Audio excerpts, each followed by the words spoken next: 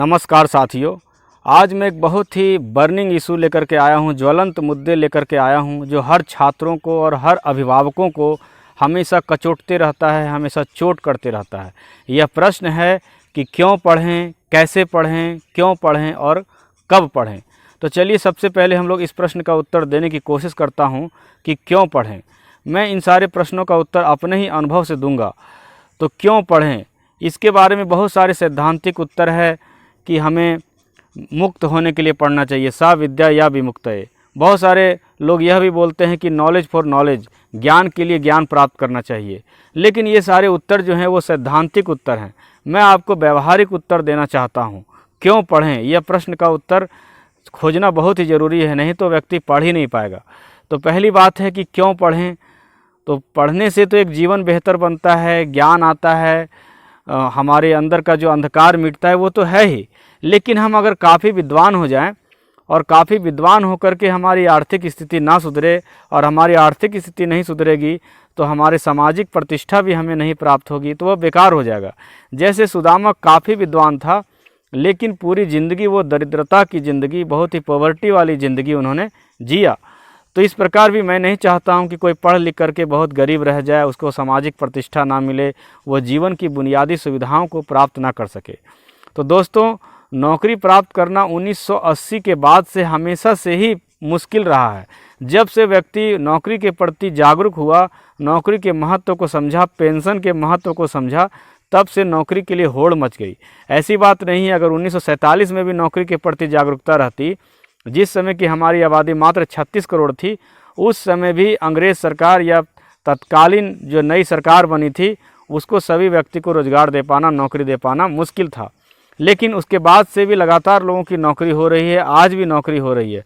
तो नौकरी होने के लिए ज़रूरी है कि आप जिस पद को चाहते हैं उसके लिए जो मैक्सिमम क्वालिफ़िकेशन है, मैक्सिमम जो नॉलेज है, अगर उस आप लेवल को प्राप्त कर लेते हैं तो आपकी नौकरी अवश्य हो जाती है। लेकिन अगर 1% हम लोग यह भी सोच लें कि सारा कुछ प्राप्त कर लेने के बाद भी अगर हमारी नौकरी नहीं हुई तो क्या होगा।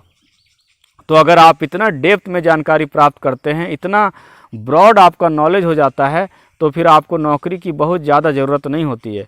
आज बहुत सारे IAS PCS को प्राप्त किए हुए, पास किए हुए लोग, क्वालिफाई किए हुए लोग नौकरी छोड़ करके कोचिंग चला रहे हैं और वो अच्छा खासा पैसा कमा रहे हैं, अच्छी इनकम कर रहे हैं। बहुत सारे लोग हैं, आप सुनते होंगे, अखबार में देखते होंगे कि विदेशों से MBA MCA की पढ़ाई करके आए और फिर अपना बिजनेस खोल के बैठे हुए हैं। तो ये सब तभी संभव है जब आपके पास ज्ञान होगा। ज्ञान होगा तो कोई ज़रूरी नहीं है कि आप नौकरी ही करें। तो इस प्रश्न का उत्तर मुझे लगता है कि आप सेटिस्फाइड हो गए होंगे कि अगर हमारे पास पर्याप्त ज्ञान होगा तो सरकार भले ही नौकरी ना दे पाए लेकिन हमें कोई आर्थिक परेशानी नहीं होगी। हो सकता है कि हम नौकरी करने वाले से अच्छी ज़िंदगी बिता पाएँ। आप सोच के देखिए, अमिताभ बच्चन को, सचिन तेंदुलकर को, महेंद्र सिंह धोनी को, या फिर जितने फिल्म स्टार हैं, या फिर बहुत सारे आर्टिस्ट हैं, बहुत सारे चित्रकार हैं, बहुत सारे पत्रकार हैं, उनको कौन सी सरकारी नौकरी है। तो यह कोई ज़रूरी नहीं है कि सरकारी नौकरी मिलेगी तभी हम पढ़ेंगे, अन्यथा नहीं पढ़ेंगे। तो पहले प्रश्न का उत्तर से मुझे लगता है कि आप सेटिस्फाइड हो गए होंगे। अब है कि कब पढ़ें। तो बहुत सारे लोग ये सोचते हैं कि जब एग्ज़ाम आएगा तब पढ़ेंगे। ये बिल्कुल ही गलत धारणा है। अगर एग्ज़ाम के समय आप पढ़िएगा तो एग्ज़ाम के समय हड़बड़ी में नहीं पढ़ पाइएगा। हड़बड़ का काम सारा कुछ गड़बड़ होता है। तो पढ़ने का सही वक्त है कि जब से हम किसी कोर्स में दाखिला लेते हैं तभी से हमें पढ़ाई स्टार्ट कर देना चाहिए। जिस प्रकार के एक दुकानदार जब दुकान खोल लेता है तो भले ही उसका सीज़न अच्छा चले, ख़राब चले, वो हर सीज़न में दुकान खोलता है। भले ही वह सोचता है कि क्यों ना आज बाज़ार ख़राब है तो मकान का भाड़ा भर कमा लिया जाए, नाश्ते पानी भर कमा लिया जाए, बिजली का जो खर्च है वहाँ तक ही कमा लिया जाए। वह कुछ न कुछ कमाने की कोशिश करता है और जब उसका बिजनेस अच्छा चलता है तो उस समय वो ज़्यादा कमाता है, पूंजी जमा करता है और कुछ बचत भी कर लेता है, लेकिन वो कमाना कभी नहीं छोड़ता है। तो एक विद्यार्थी को चाहिए कि पर्व हो, त्यौहार हो, अगल बगल शादी हो, हर समय हमें समय निकाल के पढ़ना चाहिए। आप चाहे ट्रेन में हो तब भी पढ़ना चाहिए। बहुत सारे लोग जेल में भी पढ़े हैं। मैं जब अपने विद्यार्थी जीवन में था तो हमारे सभी साथी लोग जब खाना खुद बनाते थे और कुकर में दाल बॉयल हो रहा होता था, उस बीच का जो 5-10 मिनट मिलता था उस समय भी पढ़ लेते थे। विनोबा भावे ने किताब जेल में लिखी है, तिलक ने किताब जेल में लिखी है, महात्मा गांधी ने किताब नाव की यात्रा के समय लिखी है। तो ऐसे बहुत सारे उदाहरण हैं जब लोग नाव की यात्रा में, ट्रेन की यात्रा में पढ़ाई किए हैं। तो अगर बगल में शादी हो रही है तो हम उसके चलते 4-5 दिन क्यों बर्बाद करें? हम पेंडुलम की घड़ी की जैसा क्यों उसके घर के चक्कर को बार बार हम लगाते रहें? जिस दिन शादी होगी, जिस दिन पार्टी होगी, अगर कोई मदद की ज़रूरत होगी तो हम मदद करेंगे, ना कि हम उसमें परेशान होंगे। इसी पर एक कहावत है कि बेगाने की शादी में अब्दुल्ला दीवाना। तो हमें दूसरे की शादी में, यहाँ तक कि पर्व त्यौहार भी, अगर होली है, दिवाली है, तो 2-4 घंटे का है, लेकिन हम लोग उसमें 3-4 दिन समय बर्बाद कर देते हैं। और विद्यार्थी का समय बहुत ही वैल्यूएबल होता है, बहुत ही कीमती होता है, गया समय वापस नहीं आता है। इसलिए हर विद्यार्थी को समय की कद्र करने की कोशिश करना चाहिए, उसके लिए टाइम ही मनी है। तो कब पढ़ें, यह भी प्रश्न का उत्तर मुझे लगता ही हो गया। अब है कि बहुत सारे लोग जो हैं बचपन में कम ध्यान देते हैं, बाद में उनका नज़र खुलता है और वो सोचते हैं पढ़ेंगे, लेकिन साथ में यह भी प्रश्न आता है कि कैसे पढ़ें, अब तो हमारा उम्र ख़त्म हो गया। तो पढ़ने वालों की कभी उम्र समाप्त नहीं होती। आप लोग सुने होंगे कि हमारे पूर्व प्रधानमंत्री जो अटल बिहारी वाजपेयी थे, उनके पिताजी उन्हीं के साथ, अटल बिहारी वाजपेयी के साथ लॉ की डिग्री लिए थे। बाप बेटा दोनों एक ही क्लास में पढ़ करके डिग्री लिए थे। तो पढ़ने वाले की कोई उम्र नहीं होती। आप जब जागो तभी आपके लिए सवेरा है, आपके लिए कभी देर नहीं हो सकता है। तो कब पढ़ें, यह भी हो गया।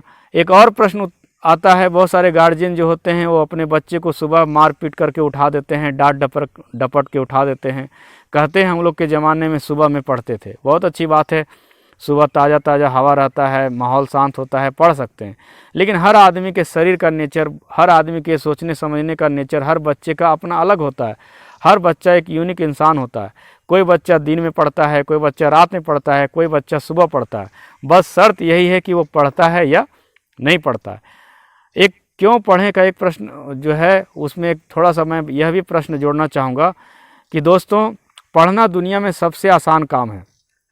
अगर आप खेती वाले बैकग्राउंड से हैं, खेती वाले परिवार से हैं, तो आप कभी अपने माता पिता के साथ खेती के काम में हाथ बटा करके देखें तो आपको लगेगा कि खेती में जितना मेहनत पड़ता है उसके तुलना में पढ़ाई में कोई मेहनत नहीं पड़ता है। अगर आप बिजनेस बैकग्राउंड वाले हैं तो आप बिजनेस वाले जो जहाँ पर आपका बिजनेस चलता है वहाँ जा कर के देखें, वहाँ देखें कि 200-400 रुपये कमाने के लिए किस प्रकार की चापलूसी करनी पड़ती है, किस प्रकार की बुद्धि अपनानी पड़ती है, किस प्रकार क्रोध को पीना पड़ता है, कितना तिकड़म लगाना पड़ता है, तब कुछ पैसे होते हैं। उसके तुलना में पढ़ाई करना बहुत ही ईजी है।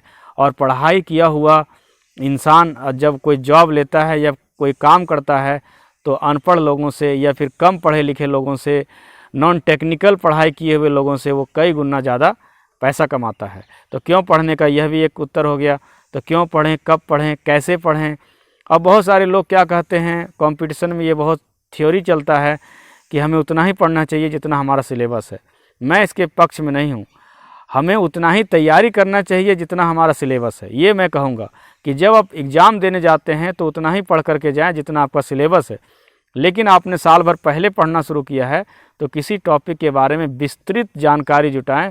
जब आपके पास विस्तृत जानकारी रहेगी, जैसे मान लीजिए कि आपका टॉपिक है राष्ट्रपति की आपातकालीन शक्तियाँ, इमरजेंसी पावर ऑफ प्रेसिडेंट, तो केवल आप इमरजेंसी पावर ऑफ प्रेसिडेंट ही ना पढ़ें बल्कि उसकी नियुक्ति भी पढ़ें, उसका पदत्याग भी पढ़ें, उन पर महाभियोग भी पढ़ें। जब सारा कुछ पढ़ेंगे तो आप ऑब्जेक्टिव क्वेश्चन का उत्तर दे पाएंगे, सब्जेक्टिव क्वेश्चन का उत्तर दे पाएंगे, लॉन्ग और शॉर्ट ऐसे हर टाइप के प्रश्न का उत्तर दे पाएंगे, इंटरव्यू को आप अच्छा से फेस कर पाएंगे। तो इसलिए मतलबी वाली पढ़ाई में पढ़ने के लिए नहीं कहूँगा। तो दोस्तों, मुझे पूरी उम्मीद है कि एक 9 मिनट के वीडियो में हमने सारे कुछ को समेटने की कोशिश की। अगर आपके मन में और भी कोई डाउट है तो आप कमेंट में लिखें, मैं आपके प्रश्नों का उत्तर ज़रूर दूंगा। और यह वीडियो आपको कैसा लगा आप ज़रूर कमेंट बॉक्स में लिखें, आपकी प्रतिक्रिया का इंतज़ार रहेगा। और अच्छा लगे तो लाइक कीजिएगा, अगर आप हमारे चैनल पर न्यू हैं तो सब्सक्राइब कीजिएगा और अपने मित्रों में शेयर कीजिएगा। तो मिलते हैं इसी प्रकार के अगले वीडियो में, तब तक के लिए जय हिंद, जय भारत।